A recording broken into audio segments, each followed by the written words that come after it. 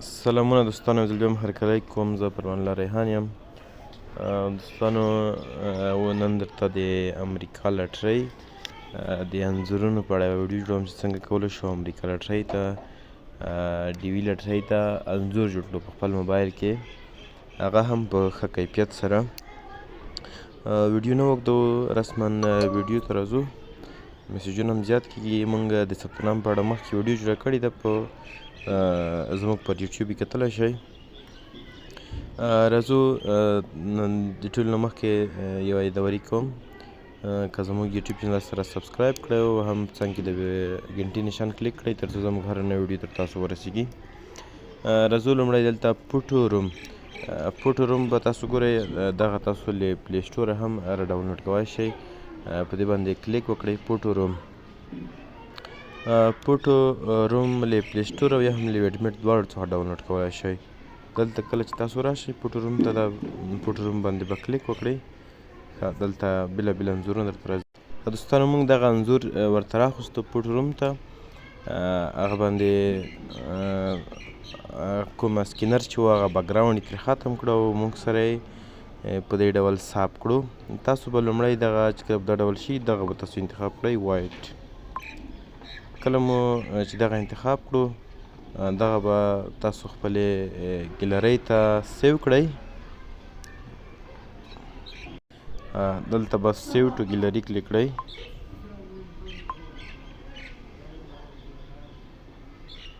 زموږ ګیلرۍ ته سیو شو. راځو ګیلرۍ ته هغه انځور، هغه سایز یې درته ښایم. د دې انځور سایز اوس درته ښایم.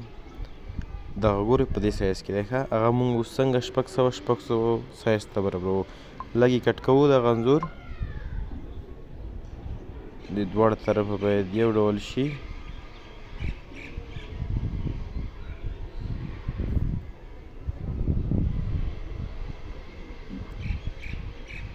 لږ نور هم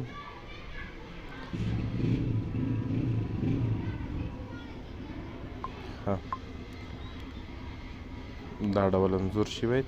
اوس زه کروم براوزر ته، کروم براوزر کې به فقط ورته ولیکئ چې ډي وي لټرۍ. ډي وي لټرۍ کې به همدغه لومړی اپشن تاسو انتخاب کړئ، همدغه. کله مو چې دغه انتخاب کړو، دلته به راشئ، دلته ته لیکلی دی پوټو اګزامپل.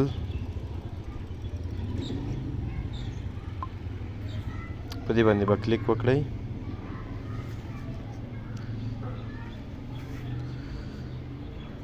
دوستانو، تاسو ته دلته ښودلی دي چې په دې ډول انځورونه باید جوړ شي.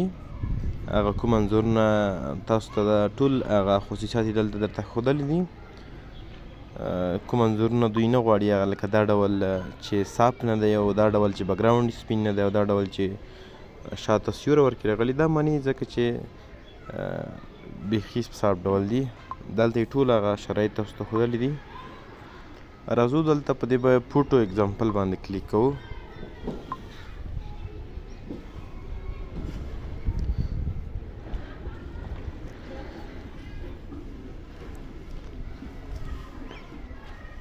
ښه لږ لاندې چې کله راشي، دلته په پوټو ټولز باندې به کلیک وکړئ. پوټو ټول دلته مو چې کلیک وکړو، دلته به تاسو خپل هغه چې دی ډیسکټاپ سایډ ته واړوئ. دا به تاسو ډیسکټاپ ته کوئ. دلته به انځور ورته راوړو، هغه انځور چې موږ ثبت کړی و. ښه دوستانو، هغه انځور کې یو څه مشکل و، دا ډول انځور موږ ته راغلی. تاسو ګورئ هغه کوم سایز چې دوی راکړو په دې همدې ډول، بس دا همدې ډول که پید کوي، تاسو به راشئ، دلته به دا اکسپټ باندې کلیک وکړئ. بس همدغه کس موږ ته که پید کوي، دا به دلته ډاونلوډ باندې کلیک وکړئ. دې ځای باندې دا مونږ سره سیو شو ګیلرۍ ته. زمونږ سیو خپلو ګیلرۍ ته سیو شو. دوستانو، په دې ډول دغه لنډه طریقه وه چې مونږ تاسو ته وښودله.